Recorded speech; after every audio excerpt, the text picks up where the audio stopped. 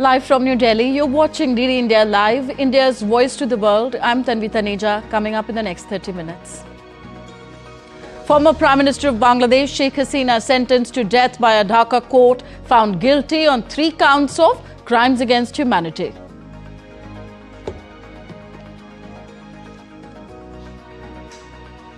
Sheikh Hasina calls the ruling biased and politically motivated, says it's a verdict delivered by a rigged tribunal established by an unelected government with no democratic mandate.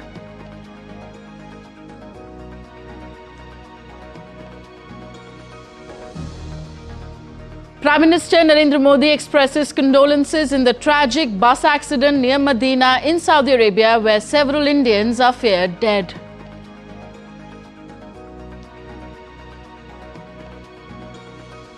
Ukraine seals deal with France on supply of air defense capabilities, warplanes and missiles to fight Russia.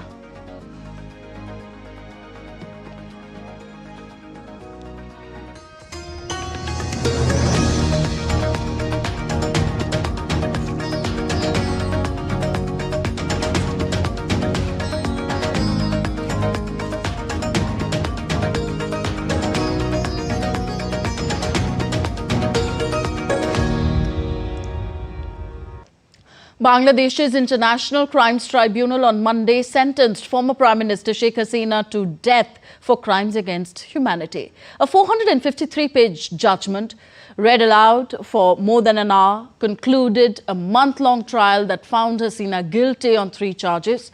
The tribunal, led by Justice Muhammad Ghulam Murtaza Majumdar, also delivered its ruling against 2 of Hasina's close associates, former Home Minister Asaduzzaman Khan Kamal and former Police Chief Chaudhry Abdullah Al Mamoon.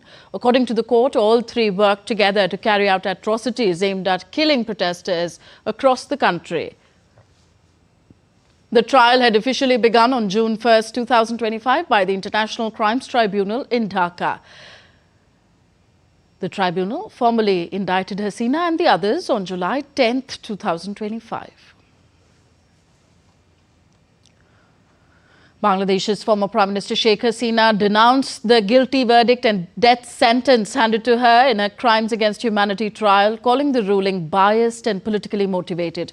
Hasina defied the court orders to return to Dhaka to face charges that she ordered a deadly crackdown on the student-led uprising that ultimately toppled her government. In a statement issued on Monday, she alleged that the verdict was delivered by a rigged tribunal established and presided over by an unelected government with no democratic mandate, insisting that the process was neither fair nor impartial. Hasina added that she is not afraid to face her accusers, but only before what she described as a proper tribunal where evidence can be weighed and tested fairly.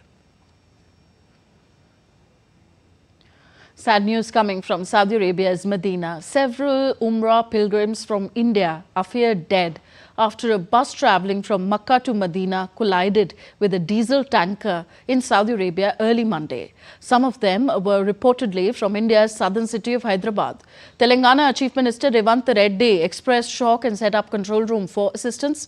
The Chief Minister directed State Chief Secretary and Telangana DGP to immediately gather details of the victims and confirm how many were from Telangana. He also instructed officials to coordinate with the Ministry of External Affairs and the Saudi Embassy for urgent relief measures. The number of the control room at the State Secretariat are 9179 79 59754 and 9199 129 19545.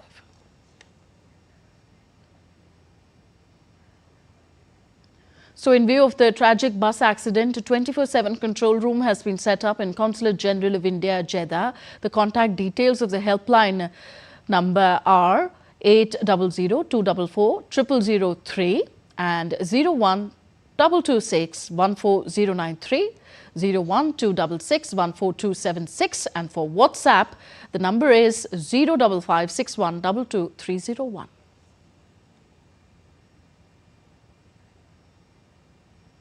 Prime Minister Narendra Modi expressed grief on the loss of lives in the Medina incident. Taking to social media platform X, Prime Minister Modi said, and I quote him, "Deeply saddened by the accident in Medina involving Indian nationals. My thoughts are with the families who've lost their loved ones. I pray for the swift recovery of all those injured. Our embassy in Riyadh and consulate in Jeddah are providing all possible assistance. Our officials are also in close contact with the Saudi Arabian authorities." Unquote. In the Delhi terror blast case, National Investigation Agency (NIA) was granted a 10-day custody of the Delhi blast suicide bomber's aide Amir Rashid by a Patiala House court in New Delhi. Accused Amir Rashid Ali, who was arrested by the National Investigation Agency on Sunday, was brought to Patiala House court in Delhi. According to the agency, Kashmiri resident Amir Rashid reportedly conspired with the alleged suicide bomber Umar Nabi to carry out the terror attack, which claimed 10 innocent lives and left around 25 injured. The NIA has examined 73 witnesses so far, including those injured in the blast. The agency is working in close coordination with the Delhi Police, Jammu and Kashmir Police, Haryana Police, UP Police and various other agencies. The agency said that it is pursuing multiple leads to unearth the larger conspiracy behind the bombing and identify others involved in the case.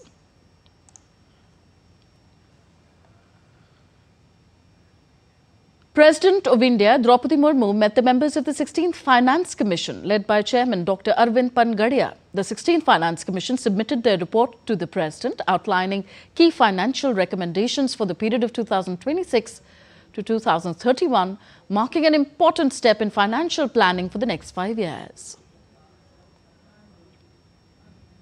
In a major relief to domestic fisheries, India is set to expand export of seafood products, including shrimp, to Russia, European Union and Australia.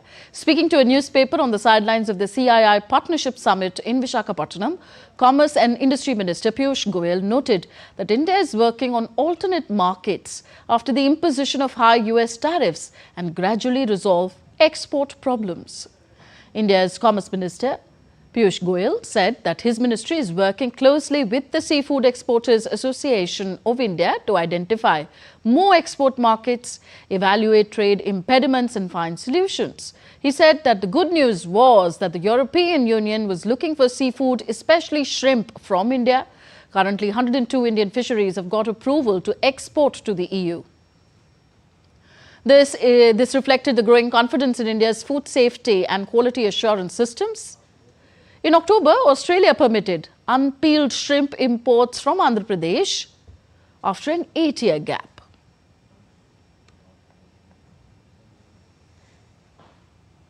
India's electronics push gains momentum with the second ECMS tranche worth 7,100 crore rupees being approved.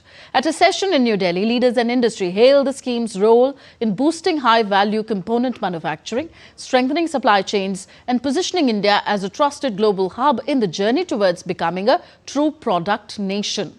DD India's Tapas Bhattacharya reports. India's electronics story is entering a new era, one driven by ambition, innovation, and a powerful policy push. The Electronics Component Manufacturing Scheme, or ECMS, is accelerating India's journey from vision to commitment. With a second tranche of approvals worth over 7,100 crore rupees, the nation is firmly stepping into high-value component manufacturing, from HDI and multi-layer PCBs to camera modules, copper-clad laminates, and passive components. At an event in New Delhi, graced by Union Minister Ashwini Vaishnav and Minister of State Jatin Prasada and Ministry of Electronics and Information Technology officials, India unveiled the roadmap of the future.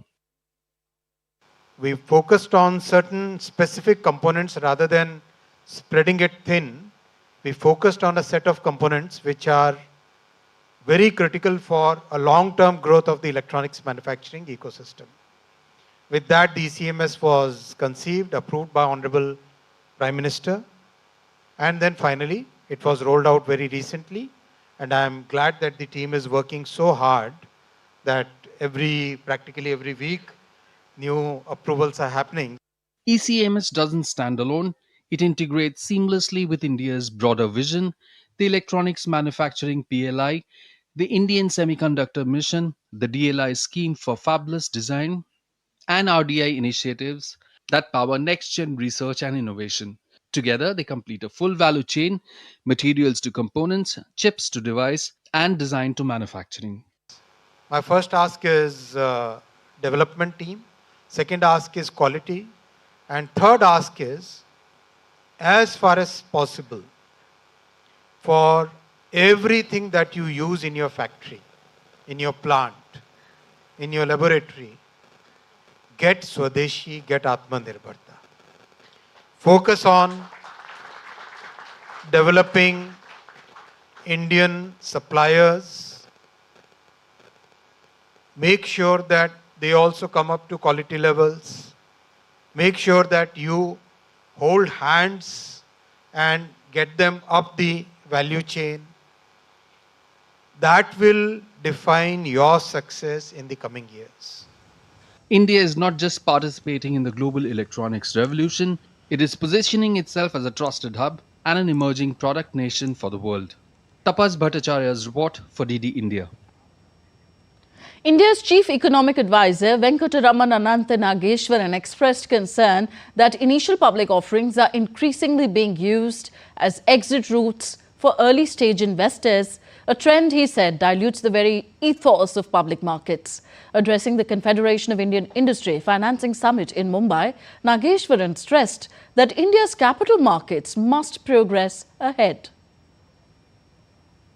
Our private sector has found enough reasons in general to sort of remain cautious and risk averse, but not that we have succeeded in developing a very sophisticated and robust capital market, may also have contributed in part to more of short-run earnings management optics, because they are linked to executive compensation and market capitalization increases, which also boost the value of stocks and options vested, etc.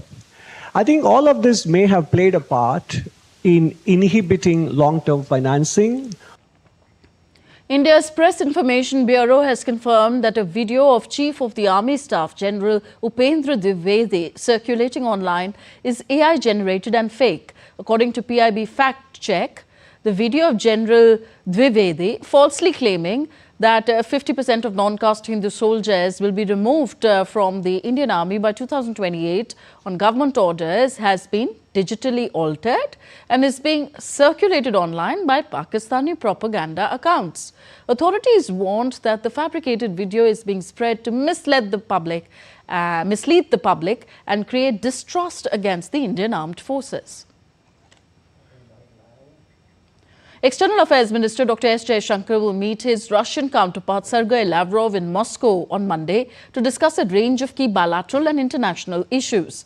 Jaishankar is visiting Moscow for the two-day SCO Heads of State Council meeting beginning today. During the visit, Jaishankar is also expected to virtually inaugurate new Indian consulates in Kazan and Ekaterinburg for key technology and strategic cooperation. The engagement precedes President Vladimir Putin's anticipated visit to India in early December for the annual summit with Prime Minister Narendra Modi.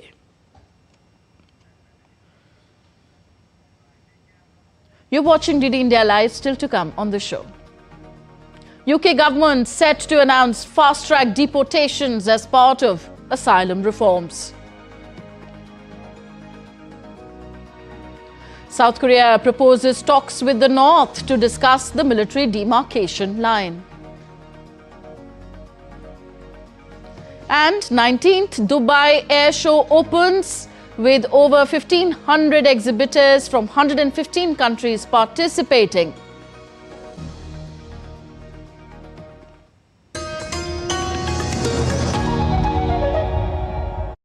Can the US launch a bombing campaign against Iran? The Philippines vessel suffered structural damage. The saga of child sexual abuse is the United States China's debt trap strategy.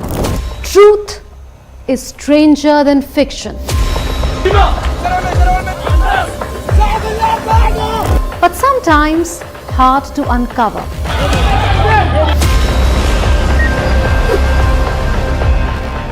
Trust us to tell the truth, unadulterated and pure, of every story that matters to you.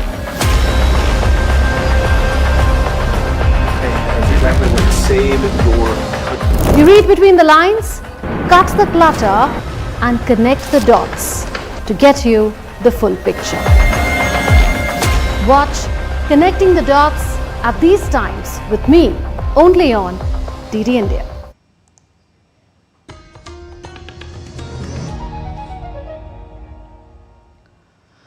Thank you for staying with us on DD India Live. I am Tanvi Taneja. On to Europe now.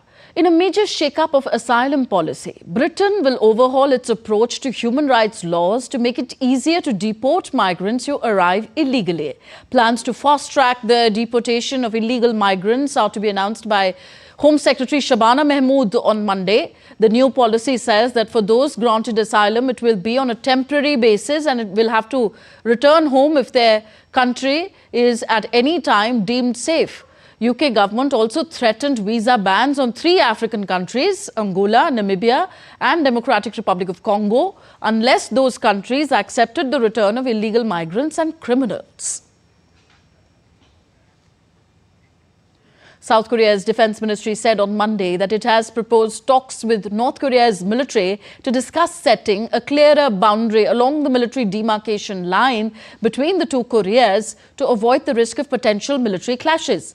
South Korea's deputy defense minister said that while North Korea has been setting up barbed wire fences on its side of the border, some of its soldiers had repeatedly intruded onto the South Korean side, raising concerns about a potential clash.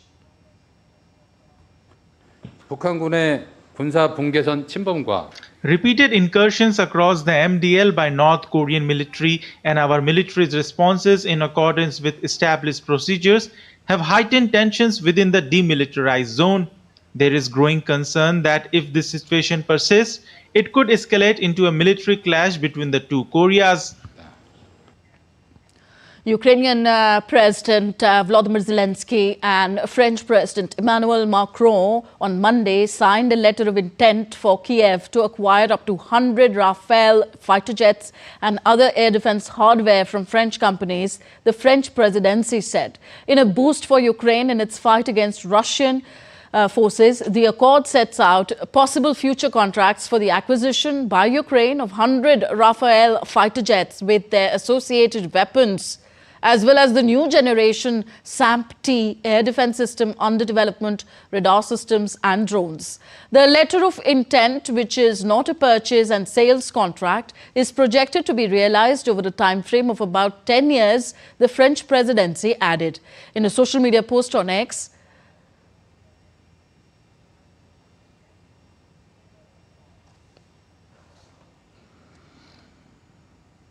Zelenskiy said that a historic agreement has also been prepared with France and there will be a significant strengthening of Ukraine's combat aviation, air defense and other defense capabilities. France, along with Britain, has pushed for the creation of a coalition of about 30 countries willing to send troops and assets to Ukraine or along its western borders once a peace deal with Russia is agreed.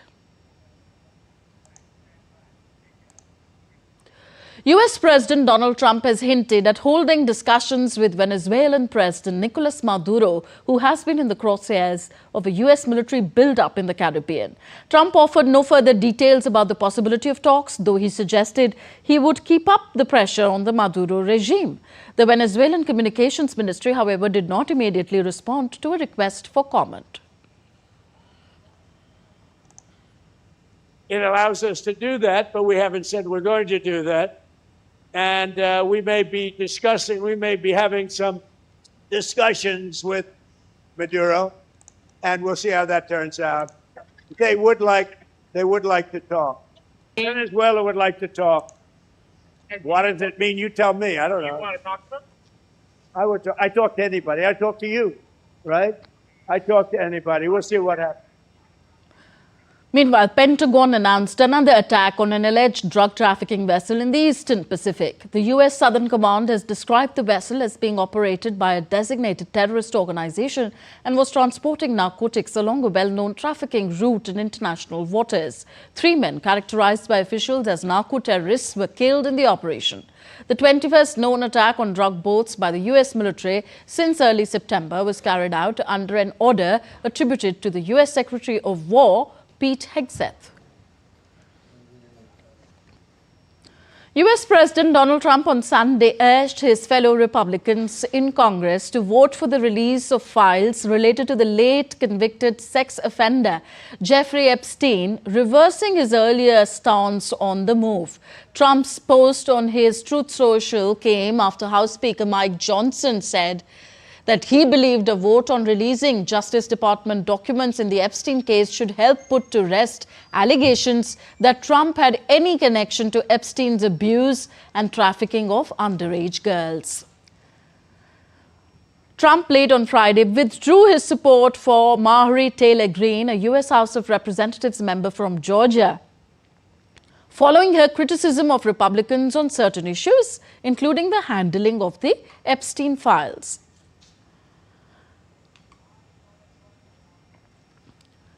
Greene had accused Democrats of pushing an Epstein hoax after emails emerged in which the disgraced financier suggested that Trump knew about the girls.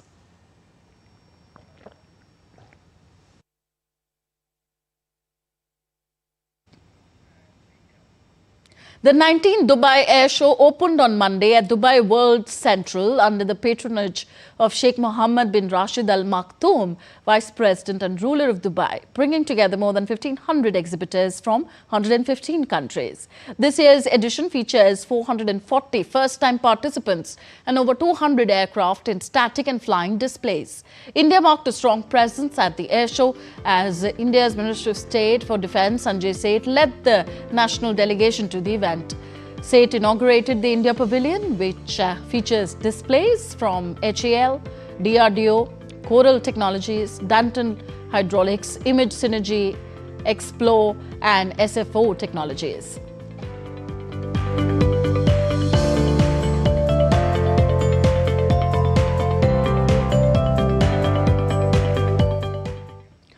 Alongside the pavilion, 19 Indian companies and 15 startups are showcasing innovations at the event, while the Indian Air Force will feature the Surya Kiran aerobatic team and the light combat aircraft Tejas in aerial displays. Seth also inaugurated the BrahMos stall, calling the supersonic cruise missile a major attraction at the Dubai Air Show. He stated that 40 Indian companies, including 15 startups, are showcasing the country's indigenous defense capabilities, reflecting India's rapid progress and successful use of homegrown systems during Operation Sindoor. Dubai air show एक umbrella के नीचे 40 company और जिसमें 15 startup है। प्रधानमंत्री नरेंद्र मोदी जी का जो मंत्र है इंडिजिनस, और वो इंडिजिनस भारत की रक्षा मंत्रालय ने बहुत तेजी से आगे बढ़ाया। तभी दुनिया भारत की ओर देख रही है। भारत की इसलिए ओर देख रही है कि ऑप सिंदूर में जो 23 मिनट के अंदर 22 मिनट के अंदर जो पाकिस्तान को नी पे लाया, दुनिया हतप्रभ इसलिए कि भारत ने अपने इंडिजिनस सिस्टम से, अपने स्वदेशी हथियार से भारत ने पाकिस्तान को नी पे लाया। India's 15 IDEX Innovation for Defence Excellence winners are also presenting their innovative defence and aerospace solutions at the event, highlighting the nation's focus on promoting homegrown technologies. And now we take a look at other stories making news around the world. Over 70 schools in Australia were closed for cleaning after asbestos, a naturally occurring toxic mineral, was found in children's play sand products. Authorities said the contaminated sand was widely used across ACT public schools, triggering precautionary shutdowns for inspections and cleanup. Similar story is being reported from New Zealand, where at least 5 schools in the country were closed after asbestos was detected in children's play sand products, prompting recalls and raising concerns at more than 120 other schools that may have used the affected sand. Satellite images from the European Union showed smoke rising from Japan's Sakurahima volcano after 3 early morning eruptions on Sunday, with the Japanese Meteorological Agency confirming activity near Kagoshima on Kyushu Island. The death toll from 3 landslides that hit Indonesia's Java Island since last week has risen to 18, with more than 30 people missing, a disaster official said on Monday. Heavy rainfall triggered a landslide that hit several locations in the Cilacap district of Central Java province on Thursday. And on to sports news now. Indian shooters continued their remarkable run at the Deaf Olympics, taking the nation's medal tally to 7 after a strong second day. The team secured 1 gold and 2 silver medals. In the men's 10-meter air pistol event, Abhinav Deshwal clinched silver with 235.2 points, while equaling the Deaf Olympics qualification world record at 570.6 points. In the women's 10-meter air pistol, Anuya Prasad delivered a golden performance, scoring 241.1 points. Fellow Indian shooter Pranjali Prashant Dhumal added another silver with 236.8 points. Defeating Iran's Sami Mahla with consistent podium finishes, India's deaf athletes are showcasing outstanding skill on the global stage.